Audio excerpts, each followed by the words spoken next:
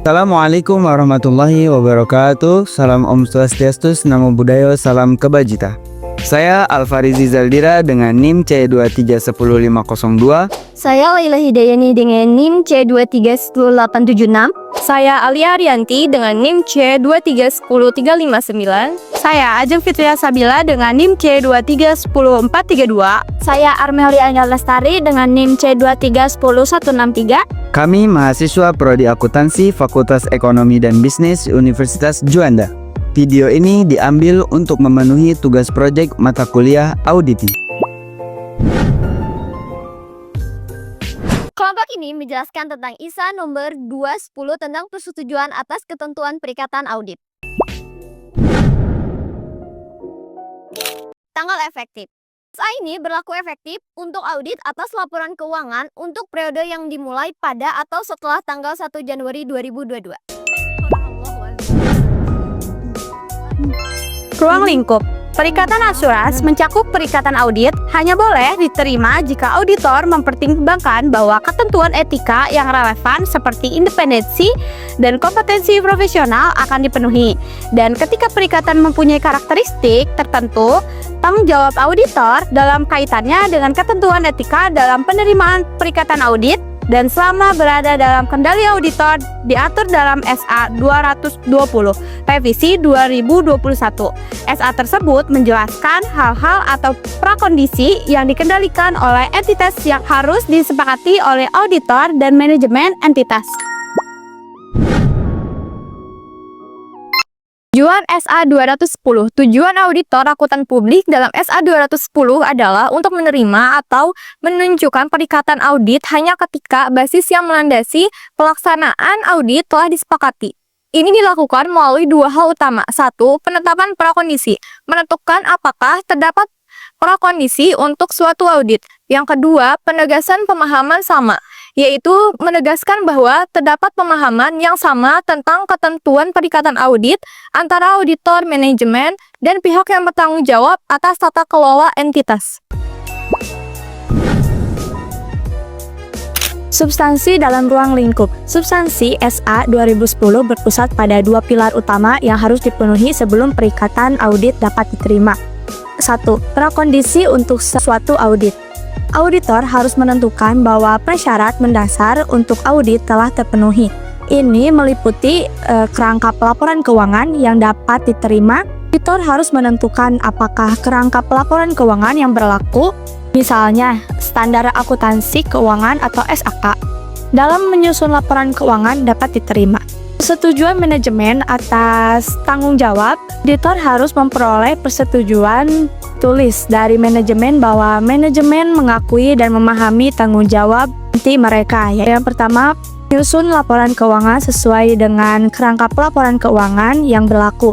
Yang kedua, pengendalian internal yang dianggap perlu oleh manajemen untuk memungkinkan karena kecurangan maupun kesalahan. Yang ketiga, memberikan auditor akses terhadap semua informasi yang relevan, informasi tambahan yang diminta oleh auditor, dan akses tidak terbatas pada individu dalam entitas untuk memperoleh bukti audit. 2. Persetujuan atas ketentuan perikatan audit. Ketentuan perikatan yang disepakati harus dicatat dalam surat perikatan audit atau bentuk kesepakatan tertulis lain yang sesuai. Isi surat perikatan audit harus mencakup yang pertama, tujuan dan ruang lingkup audit atas laporan keuangan, kemudian tanggung jawab auditor, selanjutnya tanggung jawab manajemen, kemudian identifikasi kerangka pelaporan keuangan yang berlaku, dan pengacuan pada bentuk dan isi laporan yang akan diterbitkan oleh auditor. Dan yang terakhir, yaitu pernyataan bahwa terdapat kondisi tertentu yang bentuk dan isi laporannya mungkin berbeda dengan yang diharapkan. Dengan adanya surat perikatan audit, auditor memastikan tidak ada kesalahpahaman tentang peran masing-masing pihak dan ekspektasi hasil audit. Ketentuan tambahan surat perikatan audit. Dalam surat perikatan audit, auditor dapat mencantumkan beberapa ketentuan tambahan seperti pelaporan atas ketidakpatuhan terhadap perundang-undangan kepada otoritas yang berwenang di luar entitas. Batasan kewajiban auditor apabila hal tersebut serta kesepakatan tambahan antara auditor dan entitas. Auditor dapat mencantumkan kewajiban untuk menyediakan batas kerja audit bagi pihak lain yang dibutuhkan.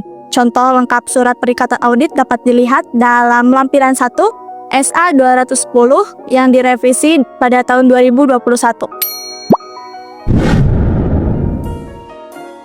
Audit terhadap komponen. Apabila auditor dari induk entitas juga bertindak sebagai auditor pada entitas anak atau komponen, auditor perlu mempertimbangkan apakah diperlukan surat perikatan audit yang terpisah. Keputusan ini dipengaruhi oleh siapa yang menunjuk auditor komponen, apakah laporan audit terpisah harus diterbitkan, ketentuan hukum yang berlaku terkait penunjukan audit, tingkat kepemilikan induk terhadap komponen, serta tingkat independensi manajemen komponen terhadap induk.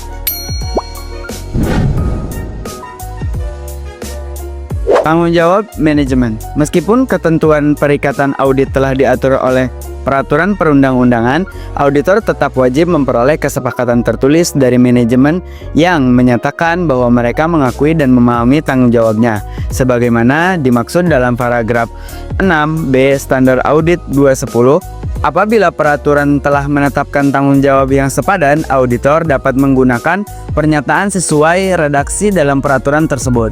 Profesi akuntansi atau regulator auditor juga dapat memberikan panduan apakah peraturan tersebut selara dengan ketentuan yang dijelaskan dalam Standar Audit 210. Audit sektor publik. Dalam audit sektor publik, peraturan perundang-undangan biasanya sudah menetapkan penunjukan auditor, wewenang, serta tanggung jawabnya. Auditor publik memiliki hak untuk mengakses seluruh catatan dan informasi pemilik entitas sektor publik karena ketentuannya sudah diatur secara rinci oleh undang-undang. Auditor dapat mempertimbangkan untuk tidak membuat surat perikatan audit yang lebih rinci dari diwajibkan dalam SA 210 paragraf 11. Audit berulang. Auditor tidak selalu harus membuat surat perikatan audit baru setiap periode audit. Namun, revisi atau perbaruan surat perikatan perlu dilakukan apabila terdapat kondisi tertentu, seperti kesalahpahaman atas ruang lingkup audit, pergantian manajemen, perubahan kepemilikan atau struktur bisnis, perubahan ketentuan hukum, kerangka pelaporan keuangan, maupun ketentuan pelaporan lainnya. Perbaruan ini penting untuk memastikan kesepakatan antara auditor dan entitas tetap relevan. Perubahan ketentuan perikatan. Perubahan terhadap ketentuan perikatan audit dapat terjadi karena perubahan kondisi, kebutuhan, jasa, atau kesalahpahaman awal mengenai sifat audit.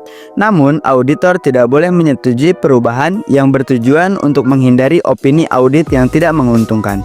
Jika perikatan diubah menjadi perikatan review atau perikatan selain asuransi, auditor harus mempertimbangkan implikasi hukum dan kontrak yang berlaku.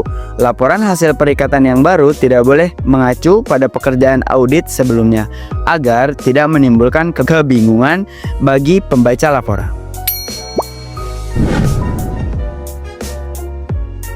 Pertimbangan tambahan. Peraturan perundang-undangan dapat menambah ketentuan tertentu pada standar pelaporan keuangan yang berlaku.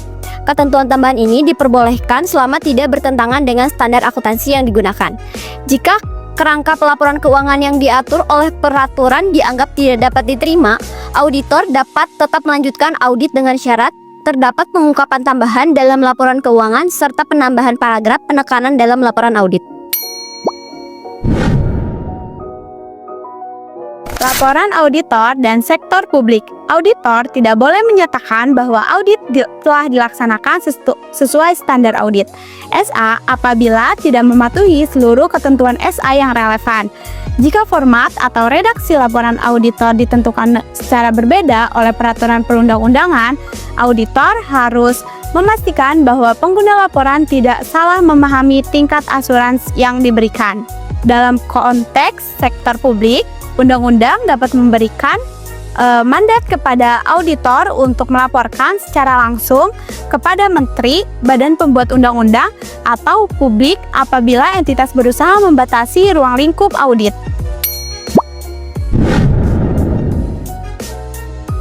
Lampiran 1. Contoh surat perikatan audit. Lampiran 1 SA 210 memberikan contoh bentuk surat perikatan audit untuk laporan keuangan bertujuan umum. Surat ini berisi penegasan tujuan audit, tanggung jawab auditor, tanggung jawab manajemen, serta pengaturan pelaporan. Tujuan audit adalah untuk memperoleh keyakinan menandai bahwa laporan keuangan bebas dari kesalahan penyajian material. Auditor bertanggung jawab untuk melaksanakan audit sesuai dengan standar audit dan menjaga independensi profesional. Sementara manajemen bertanggung jawab menyusun laporan keuangan sesuai kerangka pelaporan yang berlaku, menjaga pengendalian internal, dan memberikan seluruh informasi yang relevan. Di akhir surat, manajemen diminta menandatangani surat perikatan sebagai bentuk pengakuan dan persetujuan terhadap ketentuan audit yang telah disepakati. Jadi kesimpulannya yaitu SA 210 revisi 2021 menegaskan bahwa audit hanya dapat dilakukan jika terdapat kesepakatan yang jelas antara auditor dan manajemen. Auditor harus memastikan kerangka pelaporan keuangan dapat diterima serta manajemen memahami tanggung jawabnya. Standar ini menjamin audit dilaksanakan secara independen, transparan, dan profesional dengan dasar kejelasan perikatan dan saling kepercayaan antara auditor dan entitas.